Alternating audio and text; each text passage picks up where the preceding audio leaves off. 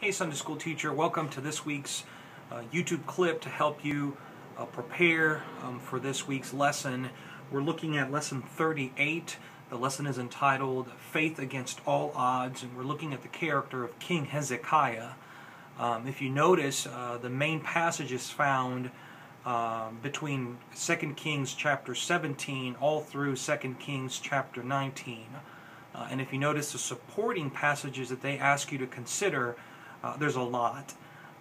Basically, the reasoning is because there's a lot of historical context. There are multiple events happening simultaneously that we need to consider as a context to better understand what Hezekiah was experiencing and what led him to make the decisions that he made. So what I'm going to attempt to do through this video is just kind of provide you with a historical context, just give you the background of the story. I do this with other videos, but this week, this is imperative that we just kind of look at and really understand what's going on. So I'll start right away. There's a series of events that's happening. You've got to remember that the kingdom, the people of Israel have divided in half. You have the northern kingdom, which is Israel, and the southern kingdom represented by Judah. This came out of Solomon's sin, going all the way back to 1 Samuel, with Saul being the first king, David being the second king, Solomon being the third king, and because of Solomon's sin, the kingdom is now split. I'll touch on that at the end of this video, but this is why there's two kingdoms. So if anybody should ask in your class what's going on with the two kingdoms, that's where we get these two kingdoms from. Simultaneously, we have two kings. 2 Kings chapter 17, we're presented with the first king, King Hosea, who was the king of Israel. And look at what the Bible tells us in verse 2 rather. And he did what was evil in the sight of the Lord, yet not as the kings of Israel who were before him. I'll go back to that at the end of the video. But immediately the Bible presents King Hosea as a bad king because he did what was evil in the sight of the Lord. And the series of events unfold. Basically, Assyria invades Israel. Why? Well, Hosea, we're told that the king of Israel, Shalmaneser, came against Hosea, tried to invade, and what Hosea tried to do was basically pay homage to him. The Bible calls him a vassal. Vassals were just feudal representatives of the king. In other words, they were the king's minion. He was a king himself, but he answered to whatever the king of Assyria wanted to do. At the same time that Hosea was paying homage to the king of Assyria, he was also doing the same thing to the king of the Pharaoh of Egypt. Why? Well, geographically, Egypt is below Israel. So he's kind of double dealing. This angers the king of Assyria because he wants to be the one ultimately in control and power to the northern kingdom, Israel. So he winds up taking the king of Israel, Hosea. He throws him in prison, and then exiles the Israelites, the northern kingdom, all over the place. He sends some of them back to Assyria and then exiles the remaining of them. Now, geographically, this puts the southern kingdom, Judah, in a horrible position politically and militarily. Whereas you had one ally, the north was covered. Now that's part of Assyria. So to the north you have the Assyrians. The Assyrians settled in Israel. To the west you have the Mediterranean Sea, which on the shore the Philistines live there. On the south you have the Egyptians, and on the east you have the big old desert. So you're surrounded by enemies, and this is kind of where the story takes place.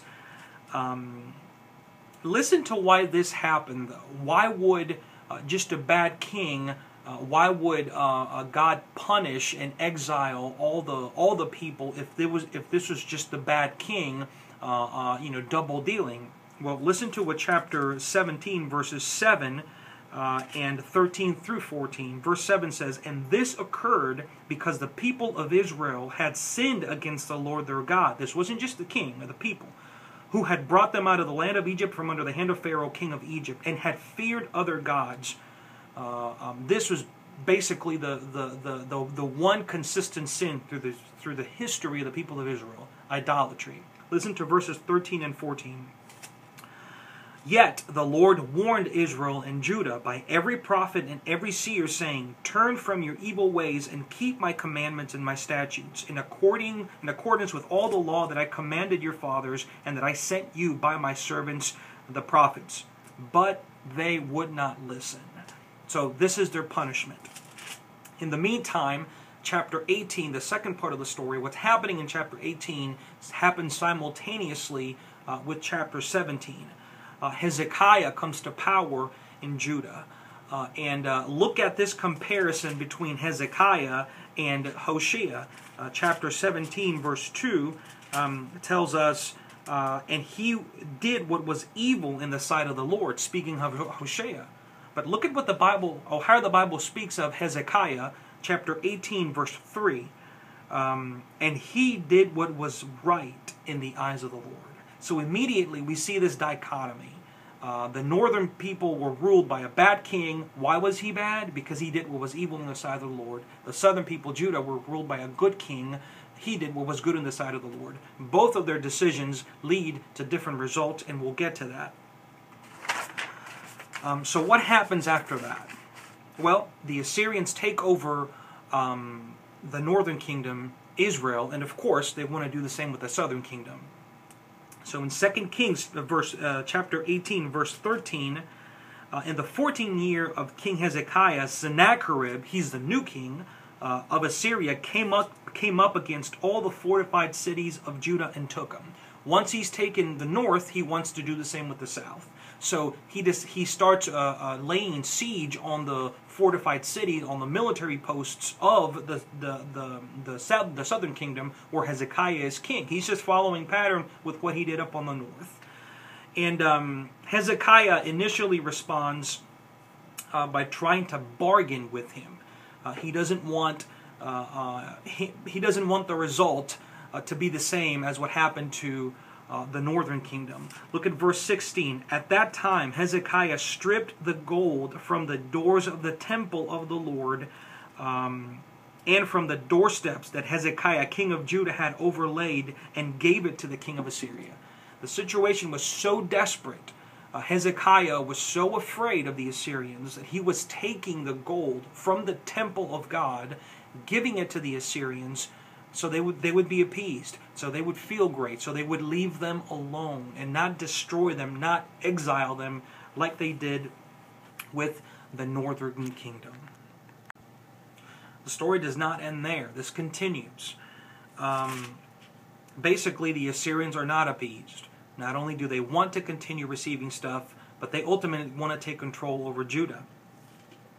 Sennacherib sends his main military leaders, they've got some weird names, you'll read on them, to basically mock God, threaten Hezekiah, and they basically tell him, listen, what is your God going to do to protect you? We've conquered all these other kings. Their gods haven't helped them. What difference is your God going to do? Your God isn't going to help you at all. Listen to verse 33 of chapter 18. This is the representative of the king of Assyria. This is kind of their attitude. Verse 33. He says, "Has any of the gods of the nations ever delivered his land out of the hand of the king of Assyria? Where are the gods of Hamath and Arpad? Where are the gods of Sepharvaim, Hena, and Iva? Have they delivered Samaria out of my hand? Who among all the gods of the lands have delivered their lands out of my hand? That the Lord should deliver Jerusalem out of my hand?" He's mocking God. He's saying, your God is no different than the other gods. He won't help at all. So how does Hezekiah respond to this threat and this mocking? Well, he responds differently than the first time. The first time he tried to bribe his way. He tried to pay off Assyria. This time he turns to God. Listen to what chapter 19 verses 4 and 6 say. He seeks the prophet Isaiah, and the prophet Isaiah responds to him and says, "It may be that the Lord your God heard all the words of the Rabshakeh." Rabshakeh was a cupbearer of the king of Assyria.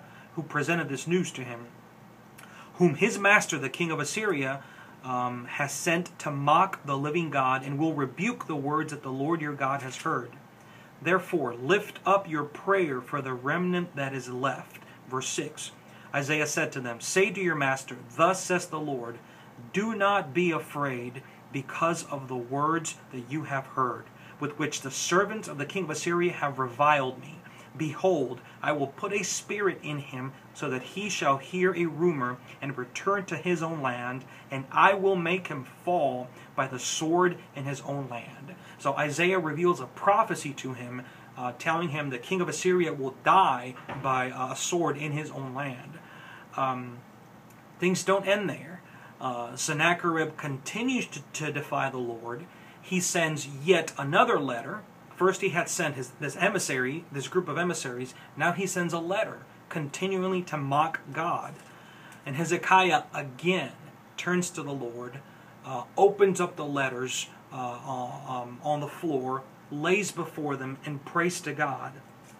Listen to what verses 14 through 19 say.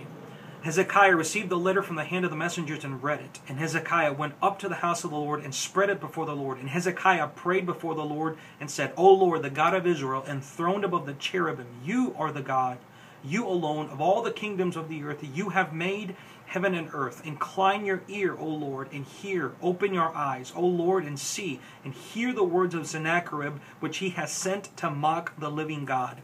And look at verse 19. So now, O Lord our God, save us. So that's how he responds, turning the situation completely to God. Verse 20 of this chapter, the very following verse, is just absolutely glorious. These are the words of the prophet Isaiah responding to Hezekiah's prayer. Thus says the Lord, the God of Israel, your prayer to me about Sennacherib, king of Assyria, I have heard. What is God going to do about it, though? Well, he tells us, verses 32 through 37. Therefore, thus says the Lord concerning the king of Assyria, he shall not come into this city, or shoot an arrow, or come before it with a shield, or cast up a siege mount unto the city, declares the Lord. For I will defend this city to save it, for my own sake, and for the sake of my servant David. And then verse 35 is just amazing. And that night the angel of the Lord went out and struck down 185,000 in the camp of the Assyrians. Then Sennacherib, king of Israel, departed and went home and lived in Nineveh. And as he was worshipping in the house of Nisroch, his god, Adramelech and Sharezer, his sons, struck him down with the sword, fulfilling the prophecy that Isaiah had just mentioned half a chapter earlier. So now we end with the master teacher outline, or the outline that you would teach from. I wanted to make quick observations about how to apply some of what we've learned to these 3 points. The first one, God allows us to face the consequences of our decisions. Historically, kings were bad through the life of Israel. And we can trace this all the way back to the first king Israel had, Saul. This is 1 Samuel chapter 10, verse 19. Samuel speaks, but today you have rejected your God, who saves you from all your calamities and your distresses, and you have said to him, set a king over us. From the very get-go, when the people of God wanted a king, was because they would rather fear a king, they would rather have somebody rule over them than trust God. Then we have David, who's a good king, messes up in some degree. Then we have Solomon, who after Solomon's sin, God splits the kingdom in half. Then we have 200 years of bad king after bad king after bad king after bad king. One of the characteristics that joined all these bad kings and some of the good ones was they all failed to do one thing. When Solomon, who because of Solomon the kingdom was split in half, Solomon, because of all these wives he had, he erected all these altars, he created all these places of worship for his wives, for all these women, for all these other people, basically lifting up places of worship to false idols. None of the kings that followed Solomon did anything about him. even the good ones, except Hezekiah. The writer of 2 Kings described Hezekiah's goodness, comparing him to David. And this is some of the things he did. He removed the high places, he removed the altars, he removed the Asherah, and an idol that had survived since the times of Moses. You remember that bronze serpent? Hezekiah had it destroyed. He also repaired the temple, offered extensive sacrifices, and celebrated the Passover. This was a good king, not because of anything he did, but because of, much like he treated the response to the Assyrians, he turned to God. I know this is a longer video. I know there's a lot in this story, but I'm excited about this story, and I hope that you've enjoyed some of this historical context that has been going around. If you have any questions, please let me know. I'd be glad to help you and just kind of clarify anything I might have said.